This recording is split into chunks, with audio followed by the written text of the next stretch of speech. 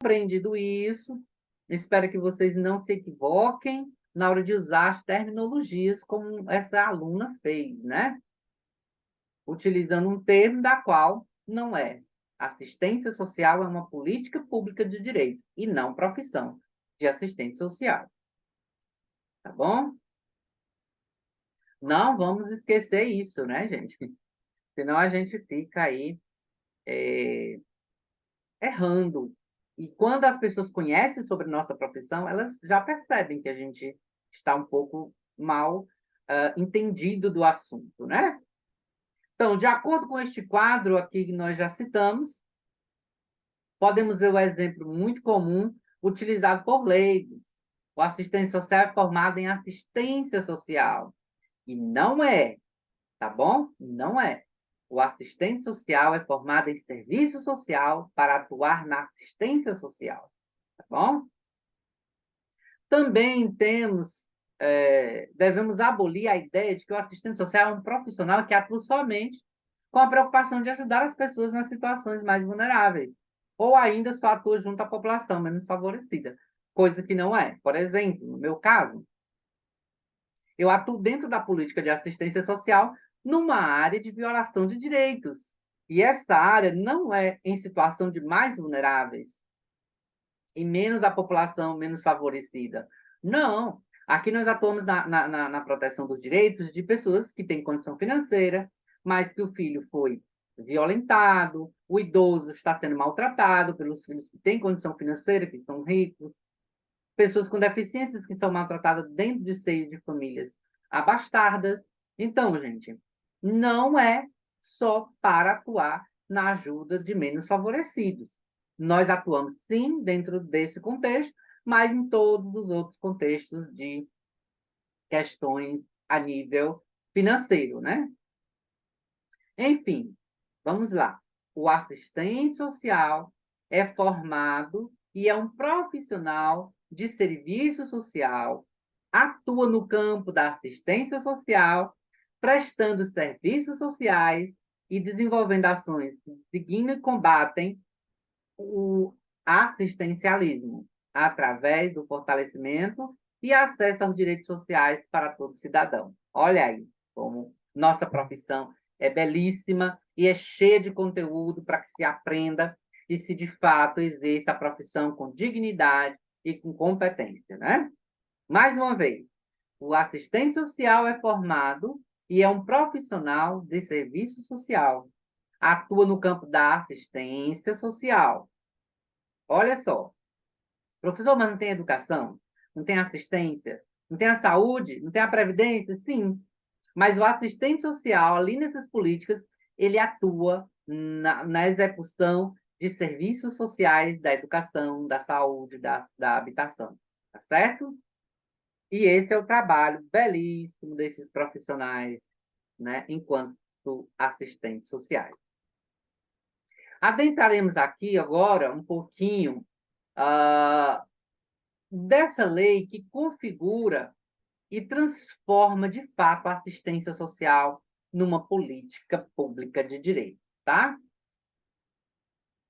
Que é a LOA, a Lei Orgânica da Assistência Social. A Lei Orgânica de Assistência Social Brasileira define que a assistência social é um direito de todo cidadão e é um dever do Estado garantir mínimos sociais de sobrevivência. Mas o que se pode compreender por assistência social? Olha só que fica uma pergunta. O que nós podemos compreender por assistência social? Assistência social, nós vimos aqui que não é só para os menos favorecidos. Não é só para os pobres. A assistência social ela tem níveis de atuações e que a gente vai ver ao longo dessa nossa disciplina, né? A partir daí, né, se consolida a Lei Orgânica da Assistência Social, na qual se busca definir novas colocações e diretrizes no que diz respeito aos direitos sociais, propiciando e incentivando que todas as estruturas do governo, né, das instâncias de gestão e serviço, sejam praticadas de formas mais participativa, democrática e descentralizada. Democrática, participativa, que a população esteja ali, participando dessas decisões. Democrática, que se escute a voz também do povo, né? E descentralizada, não só no governo federal, não só no governo estadual, mas também no governo municipal, certo? Então, como parte do princípio de que nós atuamos dentro dessa política, que hoje é uma lei, que é a Lei Orgânica da Assistência, e essa lei, ela versa dentro da Constituição Federal, ela versa aí vários direitos que contém aí nessa política. São direitos sociais à educação, à saúde, o trabalho, o lazer, a segurança, a previdência, a proteção, a maternidade, a infância, a assistência aos desamparados na forma desta Constituição.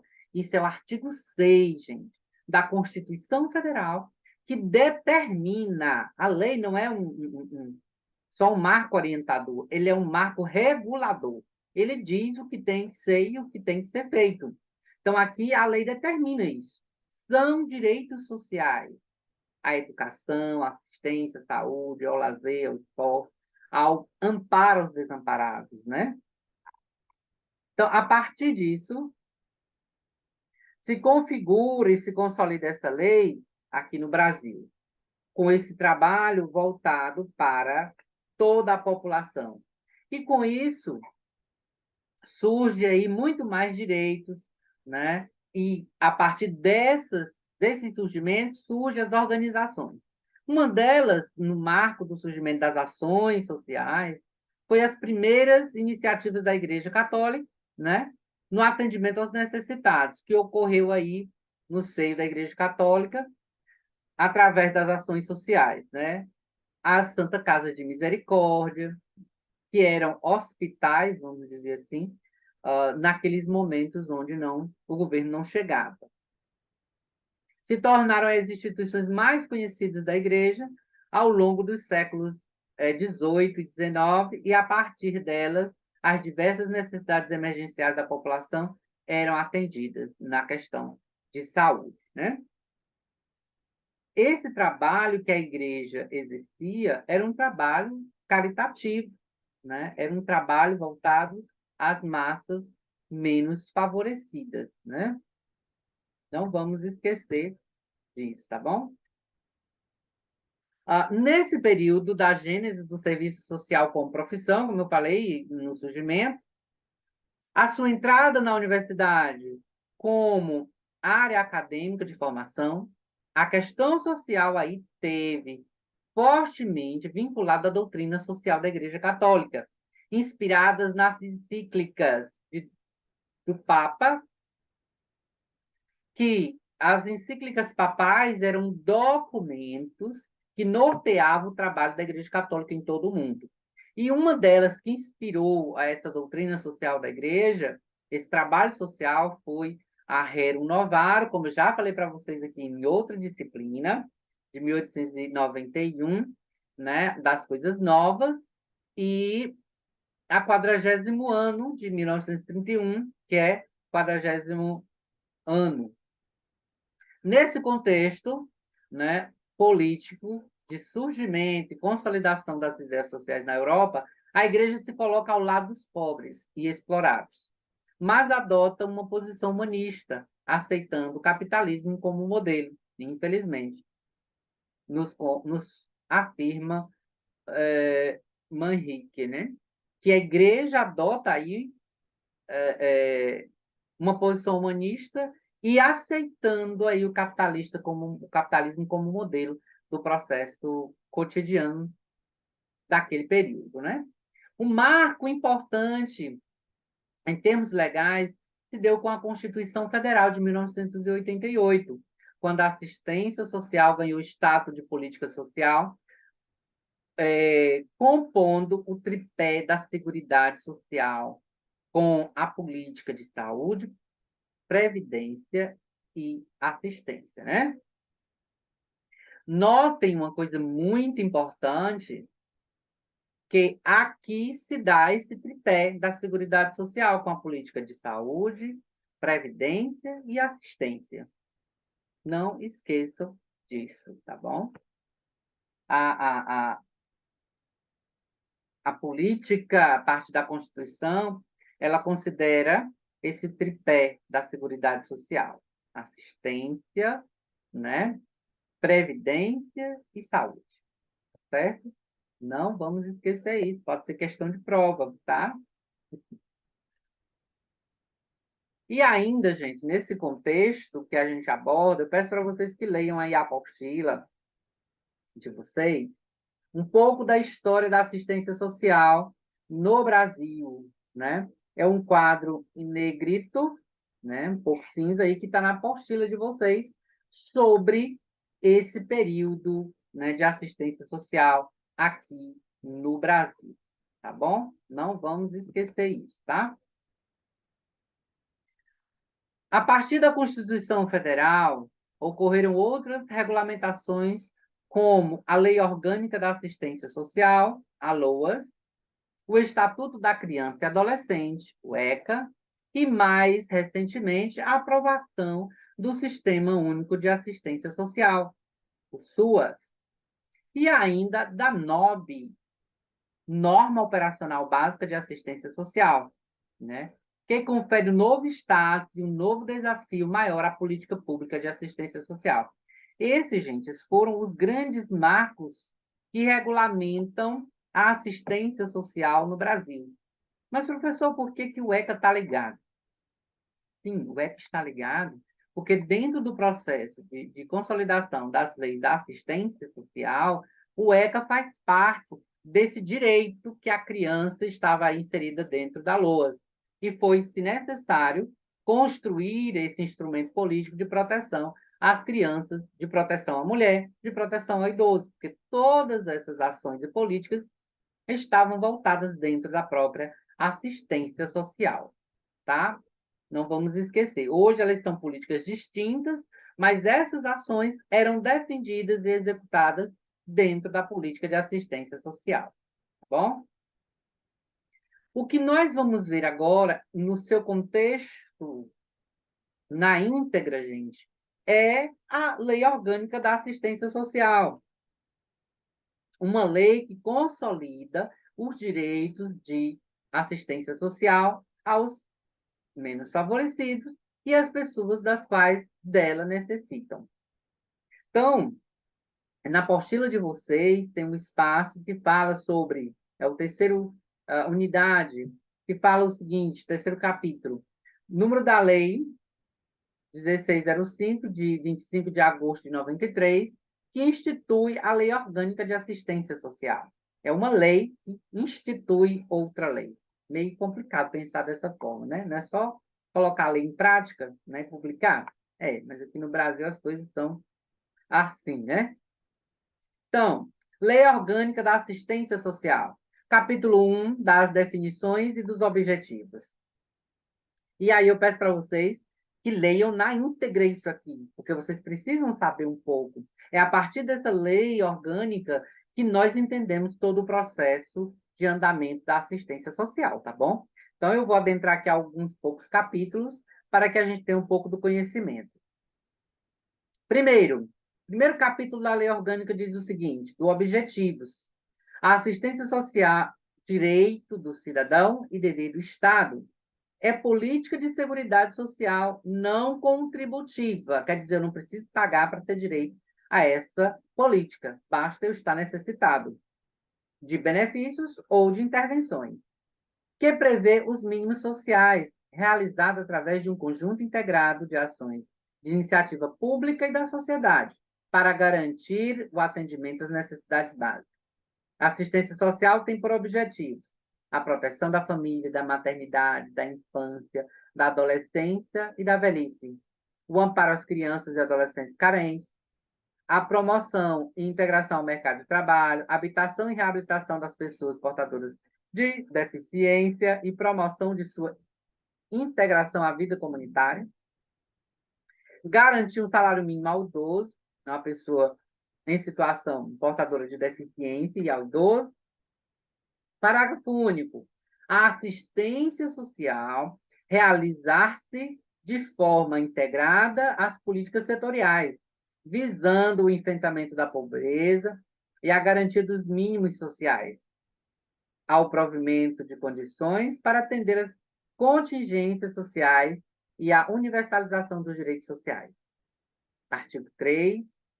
Consideram-se entidades e organizações de assistência social aquelas que prestam, sem fins lucrativos, atendimento e assessoramento aos beneficiários abrangidos por esta lei. Então, aqui são os objetivos da Lei Orgânica da Assistência Social, que a gente precisa ler com bastante carinho. Diretrizes e princípios desta política, no capítulo 2. Vou ler só apenas aqui o que adentra ao artigo 4. A assistência social rege pelos seguintes princípios: supremacia do atendimento às necessidades sociais, universalização, respeito à dignidade do cidadão, que merecem esses respeitos, tá bom? Então, não vamos esquecer que essa política ela veio para consolidar o direito do cidadão. Aqui, o artigo seção 2 vem falar das diretrizes, o capítulo 2 vem falar da organização e da gestão, como se dá essa política, né, através das secretarias municipais de assistência sociais, né? Aqui eu vou ler para vocês o espaço que compete aos municípios onde nós estamos inseridos, né? Para não perder muito tempo aqui em relação ao conteúdo. Isso vocês devem abordá-lo na íntegra, na apostila e através de estudos posteriores, tá bom? Artigo 5º.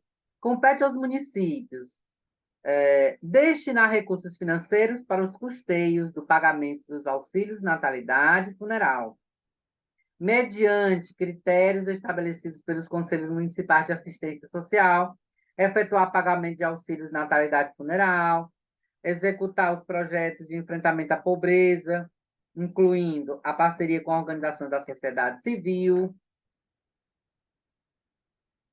E mais?